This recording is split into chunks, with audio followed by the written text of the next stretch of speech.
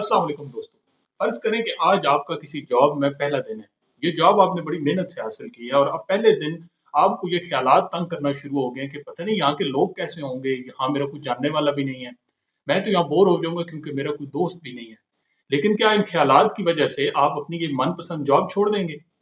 ज़रा लम्हा भर रुकिए और अपने दिल से एक सवाल कीजिए, मुझे सबसे ज़्यादा किस बात से खौफ आता है? नाकामी, रुसवाई, तनकीद, तन्हाई या शायद ये डर कि मैं वो ना बन सकूँ जो मैं बनना चाहता हूँ? आज हम एक ऐसी सच्चाई पर बात करेंगे जो हमें सिखाएगी कि कैसे हम अपने खौफ को अपनी सबसे बड़ी मोटिवेशन में बदल सकते हैं।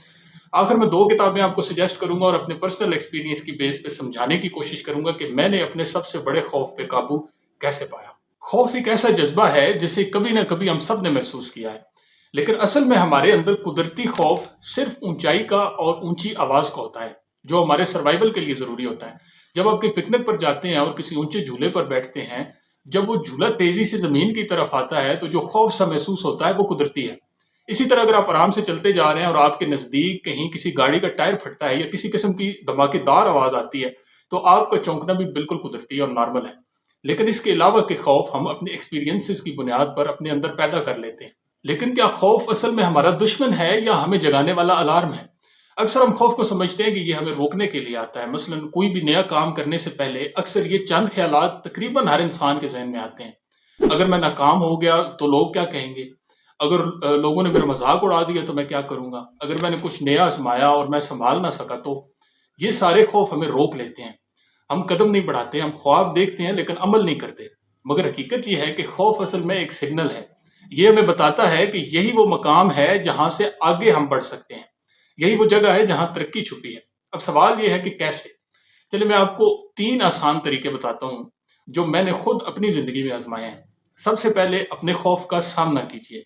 उसका नाम लीजिए, नेम योर फ़ियर। जब आप अपने खौफ को वाज़ेह करते हैं ना, तो वो धुंधला साया नहीं रहता, वो एक रैशनल चीज़ बन जाता है, जिसका हम हल निकाल सकते हैं। चंद साल पहले मैं जहाँ जॉब करता था, वहाँ ट्रेनर की वैकेंसीज़ आईं। मैंने भी किस्मत आज़माई और इंटरव्यू में पास हो गया। लेकिन मसला ये बन गया कि पहली बार ऐसा मौका आया था जब मुझे अपने कोलीग जो मुख्तलिफ नेशनैलिटी से ताल्लुक़ रखते थे और मुझे अच्छे से जानते थे, उनके सामने खड़े होके 2 घंटे बोलना था। दिल की धड़कन तेज़, ठंडे पसीने, आवाज़ काँप रही थी और दिमाग तो जैसे ओवर थिंकिंग की मशीन गन बन गया हूँ। 1 सेकंड में 10 यूँ ख़्यालात। लेकिन मैंने किसी जगह ये तरीका पढ़ा था जो मैं आपके साथ शेयर करता हूँ। मैंने आंखें बंद की और खुद से क्लियरली कहा कि मुझे नाकाम होने का डर है और मुझे ये डर है कि लोग हंसेंगे। बस इतना कहने से ही दिल बिल्कुल हल्का हो गया, क्योंकि मैं ये जान गया था कि असल में डर क्या है। और अल्हम्दुलिल्लाह किसी को ये महसूस नहीं हुआ कि मैं पहली बार पब्लिक स्पीकिंग कर रहा हूँ। दूसरा तरीका, खौफ अक्सर एक छुपी ख्वाहिश का अक्स होता है। जब हमें किसी चीज़ का डर होता है ना, तो इसका मतलब ये है कि वो चीज़ हमारे दिल के बहुत करीब है। मसलन अगर मुझे नाकामी का खौफ है तो असल में मैं कामयाब होना चाहता हूँ, या अगर मुझे तनकीद का डर है तो असल में मुझे एप्रिसिएशन चाहिए। जब हम इस ख्वाहिश को वाज़े तौर पर देख लेते हैं तो हम डर से आगे बढ़ सकते हैं। इसलिए खौफ को मात देने के लिए आप उस ख्वाहिश को पहचानने की कोशिश कीजिए जो इस काम के आखिर में पाए तकमील को पहुंचेगी। तीसरा तरीका, जैसे वीडियो के शुरू में मैंने नई जॉब की मिसाल दी थी, अब आप अपने तमाम ख्यालात पर, खौफ पर काबू पाकर अपनी जॉब में कंफर्टेबल हो गए हैं। फिर जब आहिस्ता-आहिस्ता आप इस जगह से मानूस हो जाएँगे, तब आपको प्रमोशन के लिए नए तजुर्बात की ज़रूरत होगी। तब आपको दोबारा अपने कंफर्ट ज़ोन से बाहर निकलना पड़ेगा और तब दोबारा वही खौफ आपके सामने दीवार बने खड़े होंगे। तब आप क्या करेंगे? मैं आपको अपना एक्सपीरियंस बताता हूँ। मेरे पहले ट्रेनिंग सेशन में जब मेरा दिल ज़ोर-ज़ोर से धड़क रहा था और मुसलसल पसीना आ रहा था और अगले कई सेशंस में यही हाल रहा। लेकिन मैं चूँकि किताबें पढ़ता था तो मैंने शाद एल्मस्टेटर की एक किताब what to say when you talk to yourself में पढ़ रखा था कि जब इंसान खुद कलामी करता है तब उसे अपने आप को क्या बोलना चाहिए। तो मैंने खुद से कहा कि अगर मैं आज ये कर गया तो मैं हमेशा के लिए बदल जाऊँगा। मैंने डर के साथ कदम बढ़ाया और नतीजा ये निकला कि लोगों ने तारीफ़ भी की, हौसला भी दिया और उस दिन के बाद मेरी ज़िंदगी से लोगों के सामने बोलने का खौफ ख़त्म हो गया। दोस्तों, शाद एल्मस्टेटर की इस किताब की वीडियो का लिंक डिस्क्रिप्शन में दे दिया है, मुतजस्सिस दिमाग इसे देख सकते हैं। एक दफ़ा मैंने एक किताब पढ़ी जिसका टाइटल ही कमाल है।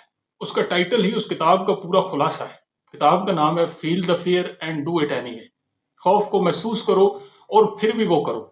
हर शख्स के अपने खौफ होते हैं और इसके लिए कोई एंटीबायोटिक या दवाई नहीं है जो खाकर खौफ ख़त्म हो जाए।